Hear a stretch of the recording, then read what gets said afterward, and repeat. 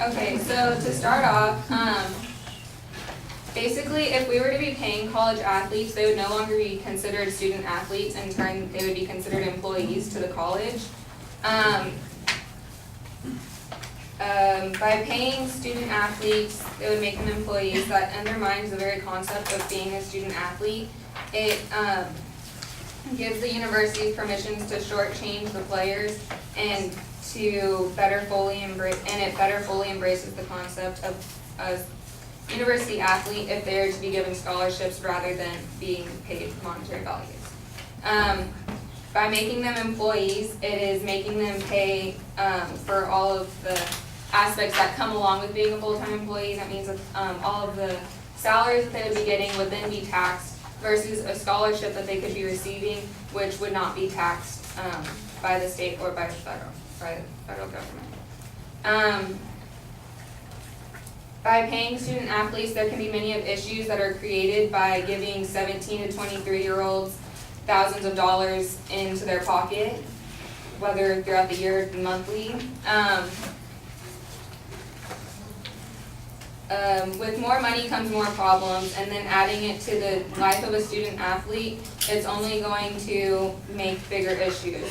College students are terrible with money in the first place, and they don't know how to manage money, and they're buried in credit card debt. And most don't know how to keep a budget. According to research,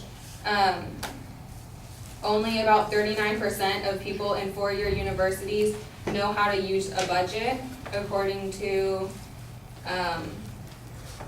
the top 10 list of why college athletes shouldn't be paid. Another issue that comes up with by paying the college athletes is who's going to be getting paid. So it's unclear in a lot of cases of who's going to actually be getting paid from the athletes. In most cases, they say how only the high revenue sports are getting paid and only the high revenue athletes are going to be getting paid. So if you're like an athlete and you're not like obviously like the best athlete on the team, you're not going to get like any money or money at all. And so it starts to create it causes issues within the team, and they're not going to be able to work as well together in a team. With only a small fraction of players are destined for fame, fortune, and to win games. Right now, being paid in education is basically right now being paid in education. They're also getting the exposure from the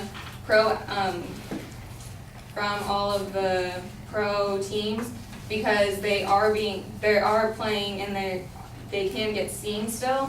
So the higher revenue players still have the chance of going on to play pro. So they still have the chance of making it, while the other people might not. So in theory, basically by getting paid with a scholarship and an education is a lot more valuable than getting paid any kind of salary. And when I did the math, I compared a minor league salary of like a starting out like minor league salary if someone were to choose to go to minor leagues rather than go to college. And basically, they would be getting $43,000 a year to play in the minor leagues for most. That's like the average, but they still get taxed out of that.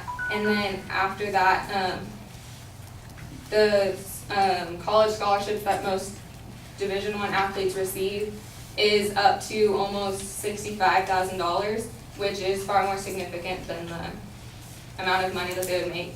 And on top of it, they would also be getting a education, so if they don't make it further, then they still have a chance of having a backup plan afterwards.